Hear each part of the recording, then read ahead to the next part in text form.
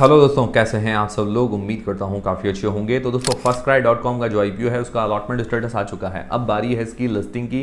तो listing day पर हमारी स्ट्रैटेजी क्या होनी चाहिए, मतलब इसको लॉन्ग टर्म के लिए होल्ड करना चाहिए या लिस्टिंग गेंस लेकर एग्जिट हो जाना चाहिए, वो हम जानेंगे इस वीडियो के अंदर। और बाकी सारे आईपीओ का भी हम अपडेट लेंगे इस वीडियो के अंदर। उससे पहले दोस्तों अभी हिंडनबर्ग ने इंडिया पर एक और रिपोर्ट निकाली है। मतलब कल ही उन्होंने बताया है कि भाई उन्होंने अदानी पर रिपोर्ट निकाली है। पहले भी अदानी पर रिपोर्ट निकाल चुका है, उसके बाद अदानी ने काफ़ी वापस बाउंस बैक किया था।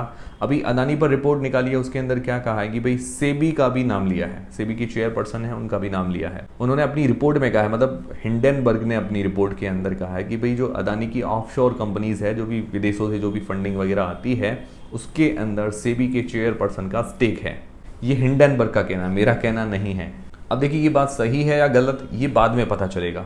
बट एक चीज़ मुझे हिंडनबर्ग कंपनी के बारे में पता है कि ये शॉर्ट सेलर फर्म है। मतलब पहले शॉर्ट पोजीशन बनाता है, उसके बाद क्या है कि कोई भी रिपोर्ट जारी करता है, किसी भी कंपनी के बारे में नेगेटिव रिपोर्ट जारी करता है। फिर जब मार्केट के अंदर या स्टॉक के अंदर, पर्टिकुलर स्टॉक के अंदर गिरावट आती है जिसके अंदर उन्होंने शॉर्ट पोजीशन बना रखी है, वहाँ से उनको प्रॉफिट होता है। शॉर्ट सेलिंग के बारे में आप जानते ही होंगे, पहले किसी चीज़ को सेल करते हैं ट्रेडिंग के अंदर, उसके बाद जब वो नीचे जाता है तब उसको बाई करते हैं और उसके बीच में वो प्रॉफिट कमाते हैं। तो इसीलिए पर्सनली मुझे तो इस कंपनी पर पूरा भरोसा नहीं है। देखिए पहले भी इन्होंने आरोप लगाए थे और अदानी के स्टॉक्स बहुत ज़्यादा गिर गए थे, तब इन्होंने जमकर पैसा कमाया था। इस बार मुझे मुश्किल लग रहा है कि ये पैसा कमा पाएँ। ऐसा तो मुझे नहीं लग रहा है कि भाई इस बार पैसा कमाना काफ़ी मुश्किल है, क्योंकि काफ़ी लोगों को अब इस पर भरोसा भी नहीं है। और अदानी ने और सेबी के चेयरपर्सन ने इसकी रिपोर्ट को जो है खारिज कर दिया गया। उन्होंने कहा कि मिसलीडिंग रिपोर्ट है। तो ये रिपोर्ट कुछ भी हो, सही हो या गलत हो, पहली चीज़ है हमारी कंट्री, हमारे देश के साथ हमें खड़ा होना चाहिए। अदानी ग्रुप हमारे देश का है, सेबी हमारे देश का है, तो हमें पहले उनके साथ खड़ा होना चाहिए। जो भी होगा, गलत होगा सही होगा, उसकी जांच होगी, वो बाद में पता चलेगा। अभी देखिए इंडिया काफ़ी अच्छी ग्रोथ कर रहा है। अगर आप यूएस की सिचुएशन देखें, यूके की सिचुएशन देखें तो काफ़ी ख़राब है। उस हिसाब से इंडिया की ग्रोथ अभी काफ़ी अच्छी हो रही है। तो जितनी भी ये विदेशी ताकतें हैं या अपोजिशन पार्टीज़ हैं, अभी इंडिया को गिराने में ही लगे हुए हैं। तो आपको भी संभल कर रहना है, पैनिक नहीं करना है। मतलब पैनिक के अंदर आप कोई भी स्टॉक वगैरह सेल कर दें, ऐसा नहीं करना चाहिए। ये देखिए इन्होंने पहले भी आरोप लगाए थे, अदानी ने वापस ज़बरदस्त बाउंस बैक किया है। और मुझे लगता है इस बार तो कुछ भी खास प्रतिक्रिया नहीं होने वाली है हिंडनबर्ग की रिपोर्ट पर। मुझे पर्सनली ऐसा लगता है। आपको क्या लगता है? आपकी राय मुझे कमेंट करके ज़रूर बताइएगा। और मेरे हिसाब से किसी भी विदेशी कंपनीज पर भरोसा ना करें। कंट्री फर्स्ट है, हमारा देश सबसे पहले है। हाँ, जो भी जांच होगी सही गलत वो बाद में पता चलेगा। बाकी देखिए जैसा आपको सही लगे, और आपकी प्रतिक्रिया मुझे कमेंट करके ज़रूर बताइएगा। फिर दोस्तों फर्स्टक्राई आईपीओ की लिस्टिंग डे स्ट्रैटेजी से पहले फटाफट इनकी जीएमपी भी जान लेते हैं। जो भी आईपीओज हैं, यूनिकॉमर्स आईपीओ की जीएमपी लगभग 60% के आसपास चल रही है, 60%, बहुत ही बढ़िया है। फिर सरस्वती साड़ीज आईपीओ की जीएमपी 20% के आसपास चल रही है, इस भी काफ़ी बढ़िया जीएमपी बता रही है। फिर एक अपकमिंग आईपीओ है ओरिएंट टेक्नोलॉजीज, उसकी अभी जीएमपी ओपन नहीं हुई है क्योंकि प्राइस बैंड मार्केट लॉट भी नहीं आया है। अब दोस्तों जानते हैं फर्स्टक्राई आईपीओ की लिस्टिंग डे स्ट्रैटेजी के बारे में। सबसे पहले लिस्टिंग डेट है 13 अगस्त को, और 12 अगस्त को हमारे डीमेट अकाउंट के अंदर शेयर आ जाएंगे। 12 अगस्त की शाम तक भी ना आए तो सुबह 13 अगस्त को आ जाएंगे, तो टेंशन करने की ज़रूरत नहीं है। 9 बजे मार्केट खुलता है, 10 बजे किसी भी आईपीओ की लिस्टिंग होती है। और सुबह मैं टेलीग्राम चैनल वगैरह पर आपको अपडेट कर दूंगा।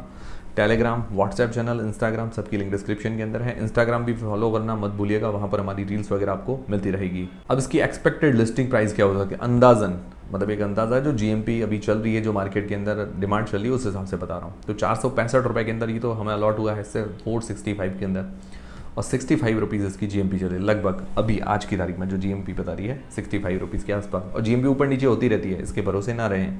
तो अंदाजन जो लिस्टिंग प्राइस आ रही है जीएमपी के अनुसार 530 रुपये के आसपास, 530 रुपीज़ के आसपास इसकी लिस्टिंग प्राइस है। अंदाज़ा बता रहा हूँ। तो एक्सपेक्टेड गेन, मतलब लिस्टिंग गेंस अंदाजन कितना हो सकता है, तो एक्सपेक्टेड जो लिस्टिंग गेंस है लगभग 65 रुपीज़ जीएमपी चल रही है। 2080 रुपये जैसा एक लॉट पर फ़ायदा देखने को मिल सकता है। अंदाजन लगभग 13 से 14% होते हैं।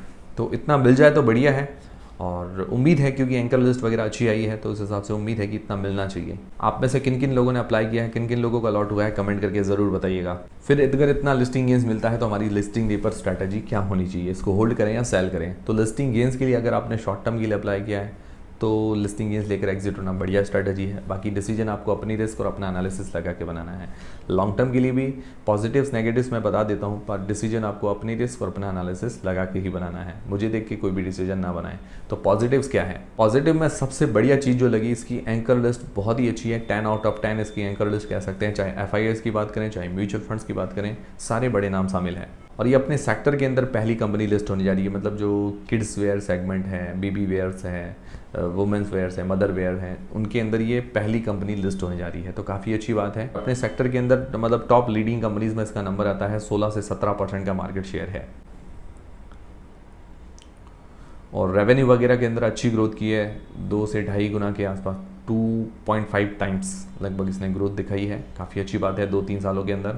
और ये अपने फ्रेश इशू का भी अच्छा यूज़ करने वाले हैं। नेगेटिव्स क्या है? नेगेटिव बड़े भारी हैं, इसके नेगेटिव्स ज़्यादा हैं। नेगेटिव के अंदर पहली चीज़ तो ये लॉस मेकिंग कंपनी है, ये सबसे बड़ा नेगेटिव है। कोई भी बिजनेस चलाएं तो प्रॉफिट मेकिंग होना चाहिए, पर ये लॉस मेकिंग है। उसके अलावा इसके ऊपर डेट काफ़ी ज़्यादा है, उधारी है, और आईपीओ के फ्रेश इश्यू से डेट वगैरह पे नहीं कर रही है। ओएफएस ज़्यादा है, ये भी नेगेटिव है। बाकी ओवरऑल जो कंपनी की वैल्यूएशंस है ये भी ज़्यादा है, और जितने भी अभी स्टार्टअप्स वगैरह आप देख लीजिए, वैल्यूएशंस हाई ही लेके आ रहे हैं। और देखिए ओवरऑल अगर देखिए तो मुझे लगता है कि कोई भी देखिए बिजनेस हो, स्टार्टअप हो, कुछ भी हो, हमेशा कंपनी प्रॉफिट के अंदर चलनी चाहिए। पर आजकल यही चलता है कि भाई फैशन है कि भाई फंडिंग पहले उठा लेते हैं बड़ी बड़ी कंपनी से, फिर और ज़्यादा एक्सपेंड करते जाते हैं भले ही लॉस चल रहा हो, फिर बाद में आईपीओ वगैरह लेके आते हैं, पब्लिक से फंडिंग जुटाते हैं, उसके बाद यह है कि कंपनी प्रॉफिट के अंदर आती है।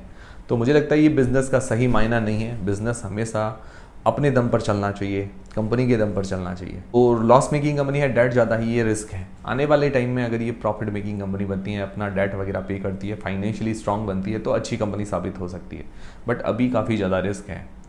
अब आप लोग क्या करेंगे? क्या इस कंपनी में होल्ड करके रखेंगे या सेल कर देंगे? मुझे कमेंट करके ज़रूर बताइएगा। और पर्सनली मैं तो इस कंपनी में खास इंटरेस्टेड नहीं, मैं जनरली लॉस मेकिंग कंपनीज में कम ही इंटरेस्टेड रहता हूँ, भले वो 10 गुना रिटर्न दे दे। और वीडियो देखकर हेल्प हुई है तो वीडियो को एक लाइक जरूर करें, चैनल को सब्सक्राइब कर लें। टेलीग्राम, इंस्टाग्राम, फ्री में डी.com सबके लिंक डिस्क्रिप्शन के अंदर है। मिलते हैं दोस्तों अगले वीडियो के अंदर।